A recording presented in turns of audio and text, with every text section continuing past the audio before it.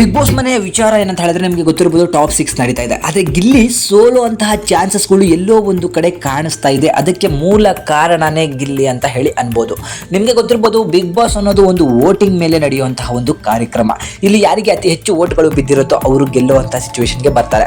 ಹೋದ ಸೀಸನ್ ನೋಡ್ಬೋದು ನೀವು, ವೋಟಿಂಗ್ ಅನ್ನ ಎಲ್ಲರ ಮುಂದೆ ಬಹಿರಂಗವಾಗಿ ತಿಳಿಸಿದ್ರು. ಅದ್ರ ಜೊತೆಗೆ ಅದ್ಭುತವಾದಂತಹ ಅಂತರದಿಂದ ಹನುಮಂತಣ್ಣ ಅವರು ಗೆದ್ದಿದ್ರು. ಆದ್ರೆ ಈ ರೀತಿ ಗೆಲ್ಲುವಂತಹ ಚಾನ್ಸ್ ಗಿಲ್ಲಿಗಿದ್ರೂ ಕೂಡ ಗಿಲ್ಲಿ ತನ್ನ ಕೈಯಾರೆ ಎಲ್ಲೋ ಹಾಳು ಮಾಡಿಕೊಂಡು ಈ ಬಾರಿಯ ಬಿಗ್ ಬಾಸ್ ಕಪ್ಪನ್ನ ಎಲ್ಲೋ ಬಿಟ್ಕೊಡ್ತಾರೆ ಅನ್ನೋ ಒಂದು ಸುಳಿವು ಕೂಡ ಸಿಗ್ತಾ ಇದೆ.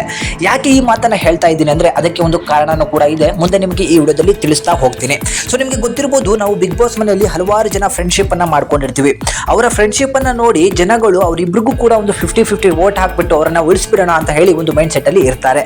ಅದೇ ರೀತಿ ಹೋದ ಸಲ ನಿಮಗೆ ಗೊತ್ತಿರಬಹುದು, ಒಂದು ಫ್ರೆಂಡ್ಶಿಪ್ ಅನ್ನೋದನ್ನ ಮಾಡ್ಕೊಂಡಿದ್ರು ಹನುಮಂತಣ್ಣ ಹಾಗೆ ನಮ್ಮ ಧನರಾಜ್ ಅವರು. ಸೊ ಧನರಾಜ್ ಅವರು ಹೊರಗಡೆ ಹೋದ ಕೂಡಲೇ ಧನರಾಜ್ ಅವರ ಫ್ಯಾನ್ಸ್ ಎಲ್ಲರೂ ಕೂಡ ಹನುಮಂತಣ್ಣಗೆ ವೋಟ್ ಹಾಕಿ ಹನುಮಂತಣ್ಣ ಭರ್ಜರಿ ಅಂತರದಿಂದ 5 ಕೋಟಿ ಮತಗಳ ಒಂದು ಅದ್ಭುತವಾದಂತಹ ಮತದಿಂದ ಗೆದ್ರು. ಆದ್ರೆ ಈ ಬಾರಿ ಗಿಲ್ಲಿ ಮಾಡಿಕೊಂಡಂತಹ ಎಡವಟ್ಟು ಏನಂತ ಹೇಳಿದ್ರೆ ಕಾವ್ಯ ಗಿಲ್ಲಿ ಅನ್ನೋ ಒಂದು ಪೇರ್ ಏನಿದೆ, ಈ ಬಾರಿ ಬಿಗ್ ಬಾಸ್ ಅಲ್ಲಿ ತುಂಬಾ ಹೆಸರನ್ನ ಮಾಡಿತ್ತು. ಆದ್ರೆ ತುಂಬಾ ಸರಿ ಕಾವ್ಯನನ್ನ ನಾಮಿನೇಟ್ ಮಾಡುವಂತ ಅವಕಾಶ ಸಿಕ್ಕರೂ ಕೂಡ ಗಿಲ್ಲಿ ಅವರು ಅವರನ್ನ ನಾಮಿನೇಟ್ ಅನ್ನ ಮಾಡಿರಲ್ಲ.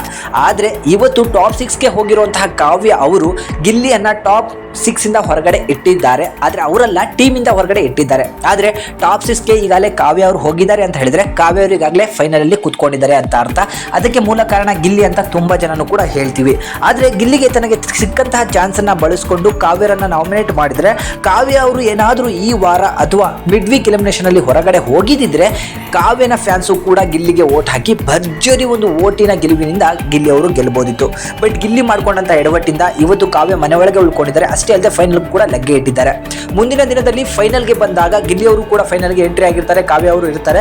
ಇಬ್ಬರ ಫ್ಯಾನ್ಗಳು ಕೂಡ ಕನ್ಫ್ಯೂಷನ್ ಆಗಿ ಅರ್ಧ ಓಟು ಗಿಲ್ಲಿಗೆ ಅರ್ಧ ಓಟು ಕಾವ್ಯನ್ಗೆ ಹಾಕಿದ್ರೆ ಇಲ್ಲಿ ಗಿಲ್ಲಿಯ ಓಟ್ಗಳು ಡಿವೈಡ್ ಆಗತ್ತೆ. ಆ ಸಮಯದಲ್ಲಿ ತುಂಬಾ ಲೀಡಲ್ಲಿ ಇರುವಂತಹ ಅಶ್ವಿನಿ ಗೌಡ ಅವರಿಗೆ ತುಂಬಾ ಓಟ್ಗಳು ಬೀಳುವಂತಹ ಚಾನ್ಸಸ್ ಇರುತ್ತೆ. ಯಾಕಂದ್ರೆ ಅಶ್ವಿನಿ ಗೌಡಗೆ ಒಬ್ಬ ಫ್ಯಾನ್ ಇರ್ತಾನೆ, ಅವನು 100 ಓಟ್ನ ಅಶ್ವಿನಿಗೆ ಹಾಕಿದ್ರೆ ಗಿಲ್ಲಿಯ ಫ್ಯಾನ್ 50 ಓಟು ಗಿಲ್ಲಿಗೆ ಹಾಕಿ 50 ಓಟು ಕಾವ್ಯನ್ಗೆ ಹಾಕ್ತಾರೆ.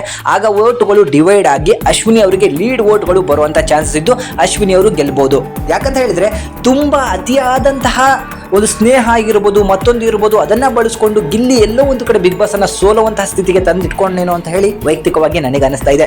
ಇಲ್ಲೇನಾದ್ರೂ ಬೈ ಮಿಸ್ ಆಗಿ ಓಟು ಡಿವೈಡ್ ಆಗಿ ಹೋದ್ರೆ ಈ ಬಾರಿಯ ಕಪ್ಪನ್ನ ಅಶ್ವಿನಿ ಅವರು ಎತ್ಕೊಂಡು ಹೋದ್ರಲ್ಲಿ ಡೌಟೇ ಇಲ್ಲ.